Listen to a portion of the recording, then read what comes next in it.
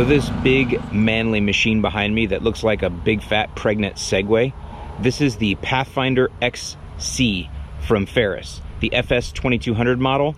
It's a sprayer spreader and it retails for $9,449.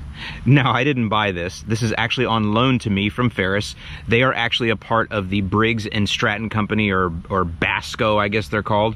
And you guys know I work with them, and I called them up earlier in the summer and I said, hey, you know, I've got some big properties now. I have to work on the Freedom Factory and over here at my church. Why don't you guys send me one of your sprayer spreaders and let me use it, and I'll put it in a couple 2-tree videos over by there. So now I've had it all summer and I've put about 14 hours on it. I guess you could consider this my review or overview of this sprayer spreader. By the way, Ferris, she's been rode hard and put to bed wet just a few times. I hope you're okay with that. I needed to test it, like, you know, like real world. So the first clue as to how I actually feel about this thing is I've actually given it a nickname, the War Pig.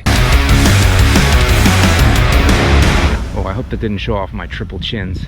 Now, before I give you my overview on it, some of you might be wondering, Alan, you're a DIY guy. What are you doing with an almost $10,000 machine here? Well, believe it or not, I talk to hundreds, maybe thousands of DIYers every year.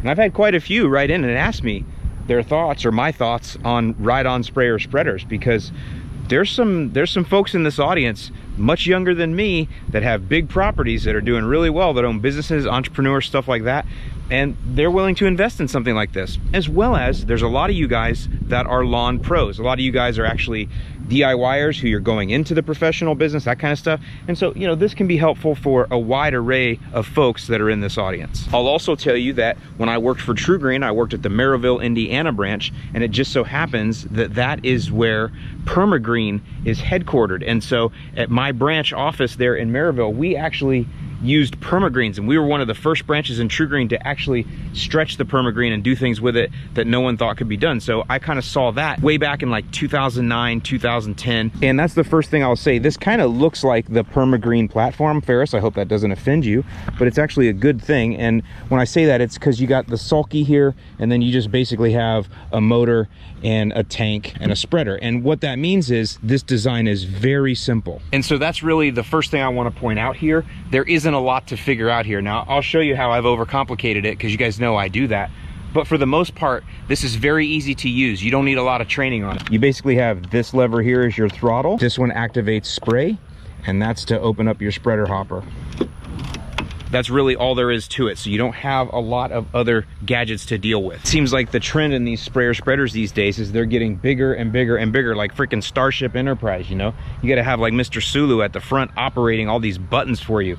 This doesn't do that. It just keeps it bare bones and simple, which is what I think most people like. It also does keep the design fairly compact, so you can get this through gates, and it's also highly maneuverable.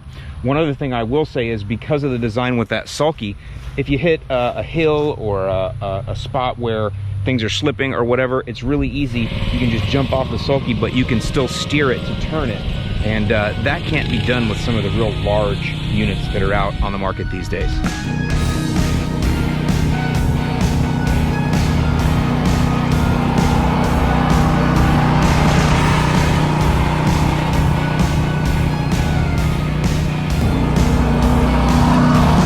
Let's first then talk about spraying, because I have been spraying fertilizers and biostimulants with this, as well as done some weed treatments. But the first thing is, it's a 16-gallon tank. It's got a 2-gallon per minute pump. Of course, you got your pressure gauge right here. So as far as spray tips goes, it comes with the turbo flood jet. This is the TF5. You guys have seen me use these on my hand spreaders before, or my hand sprayer. So it comes with that one. That's one. And then it also comes with a second spray nozzle back here. This is for flood type applications. So again, for like fertilizers, biostimulants, pre-emergent herbicides, things that you want to blanket and that you'll water in. And then this red one back here, this is more for finer sprays, like for weed control. Some of you will notice I did switch out the flood tip for the TF 7.5. I'll talk about that in a minute. But with the flood tip, you get a 10-foot spray swath. That's a lot. And then with the finer tip here, you get 3 foot, which is basically wheel to wheel, which makes it easy for you to keep lined up if you're spraying weeds. As far as turning on the spray. Again, this is the wide angle here, so that's the flood jet I have on. And then if you turn to this one, that's the narrow, that's the other one for spraying weeds, the T-Jet. I will tell you that the 10-foot swath in liquid is great. You can cover a lot of ground quickly. Now, I went ahead and changed it out. I didn't stay with the blue. I wanted a higher flow rate. So that's why you see here, I put on the green, the TF 7.5. This puts out 1.3 gallons per minute at 30 PSI. So what I do when I'm running is I just adjust this, which is where it's at now, to run at 30 PSI. And then that means I'm getting 1.3 gallons per minute. The reason that works is because one of the things with this is you only have 2 speeds. That can be good or bad. It's good because it's simple. You have 3.5 miles per hour in gear 1, and you have 5 miles per hour in gear 2. That's neutral, of course, and then you have reverse. I like to spray liquids on the slower setting, so 3.5 miles an hour. So what I have found is that with that green tip, the TF 7.5 at 30 PSI, at 3.5 miles an hour, I can cover about 15,000 square feet with a half a tank, so I can get 30,000 square feet out of a full tank. I know I overcomplicated it, right? But that's what you do when you have one of these kind of sprayers. You got to learn how to flex it that way. The reason I did that is because my church property here, the park is 15,000 square feet, and when I do liquid apps, I'll go north and south and then east and west, so I can fill the tank up completely with what I need for that 15,000 square feet and empty it out, and I'm done. Overall, I've been very happy with how this War Pig puts out liquid applications. Sprays like a tomcat in heat. Nice, even coverage, nothing is missed. Pump performs well. I've put some pretty thick mixes in there, and I've had no issue with any kind of clogging or anything like that, which you wouldn't expect from a commercial unit. They're built to spray thick liquids. One other drawback is, though, you do only have a single tank, so it makes it a little bit more difficult if you wanted to, say, spray fertilizer and weed control, but you only wanted to spot spray the weed control and you wanted to blanket the fertilizer. You couldn't do that because you only have one tank.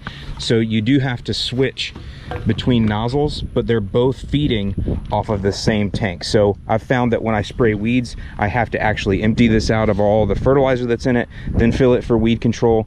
Again, I never need 30,000 square feet worth of weed control, but that's what I'd have to do, and then switch. So that is one of the drawbacks, is only having one single tank.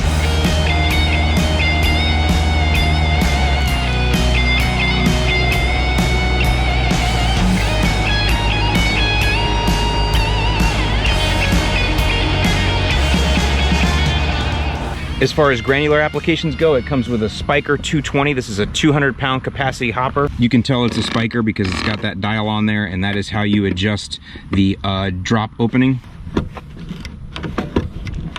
And then you can adjust it, this way. Closes it down some. The second thing to mention about granular is you do have a side deflector right here. So that way if you want to do trim passes. However, it does not limit the flow. And this is a complaint I have about most spreaders in the world, even ones at this price point, is if you truly want to have a side control where you can do a true trim pass and not push material over that side, you need to actually have something that at the same time limits the flow. Because if I put this down, I have the same amount of product coming out. That means a lot of it's gonna stack up right here. And in fact, double the amount is just gonna stack up on the edge. Now that's good for a domination line, don't get me wrong. But if you're looking for accuracy, really, whenever the side deflector is down, the flow should be adjusted, and it's not on this unit. The other thing I will say though is what happens is, you can probably see this agitator is a good 1.5 inches above the drop hole right here. And so what happens is fertilizer cakes up underneath there, and this thing is spinning, and then there's a cake of fertilizer underneath there, and it won't drop. So sometimes I have to get a wrench and get in there and clean it out. Now again, I use fertilizer that, it's got this biochar in it, and when it's super humid out, it gets a little sticky, and you probably saw that in the video too. So that might be part of it, is I'm just using fertilizers that absorb a lot of humidity and get sticky. But that's one of those things, if this was mine, if I actually owned this, I would actually take this and I would bend it down, and that way it would be scraping down a little bit deeper there, or I would just get something a little larger. That just seems a little small, but anyway, that's just how that works. I'm pretty sure this is the kind of stuff that happens with all of these. The permagreens used to be the same way, and so that's just one of those things you got to work through as an operator. and just know your equipment and know, you know, what its limitations are and what kind of things you're going to come up against, so you can kind of hedge against it. I will say though, when it's working, it does throw fert really nice. Has a nice spread pattern. I mean, all spiker spreaders do. I've always been a fan of spikers, so it does throw really well. And the way it's set up, you know, I'm a short guy, but I can see plenty far over it. It's very comfortable for me to drive. My arms aren't stretched out wide or anything like that, and I can see over it, so I can see the spread pattern really easily. And even though it has that big hopper on there, it doesn't block my sight. 2.5 gallon tank, goes forever. I think I've only filled this maybe twice, maybe 2.5 times. I mean, it's pretty full now. So 14, well, almost, yeah, 14.5 hours on it, and I've only filled it like twice. So, you know, goes a long way. One last thing I know people are gonna ask, is it worth the $9,500? You have to understand that when you have specialized equipment like this, you pay more for it because it's specialized. One thing I would say, when we were with Zach, Millennial Farmer, we actually had a sprayer spreader over there, and I think that one retailed for 13 or 14 grand maybe. Either way, he was like, oh, that's cheap. And I was like, are you kidding? Bro, that's expensive. But you know, he's a farmer. He works with very specialized equipment, so he's just used to that equipment being more expensive. You know, when you buy something like this, they don't sell thousands of these, or maybe they do, but they don't sell as many of these as they do lawnmowers in a year. So, but the cost to engineer it is the same. So that's why the price is higher on these, because you're paying for all the engineering that went into creating that, and they sell fewer of them. So that's how they get their money back. That's not just Ferris, that's all these companies. So even though you and I go, wow, $9,500 for that thing, it seems like a lot. That's just how this type of equipment rolls. So just one of those things I wanted to throw at you. But there are homeowners that buy these. I've seen them at GIE, and like I said, I've talked to them through email, people asking me for my recommendations, and I don't think you could go wrong with this unit, definitely as a homeowner. I mean, this thing would last you forever, because it's meant to be, you know, rode every day, hours a day, on and off lawns, up and on trailers and everything. By the way, that's another thing. You could carry this in a hitch trailer because it is so small and compact. So just a lot of good things to say about it. Even though I did have my challenges with it, again, those are things that are very easy to work around, and things that happen with pretty much all of these units, I'm pretty sure. So with that, I hope you guys have a great week. Leave me your comments below. With that, I'm Alan Hain, the Lawn Care Nut. Thanks a lot for watching, you guys. I hope this video has been helpful to you, and I'll see you in the lawn.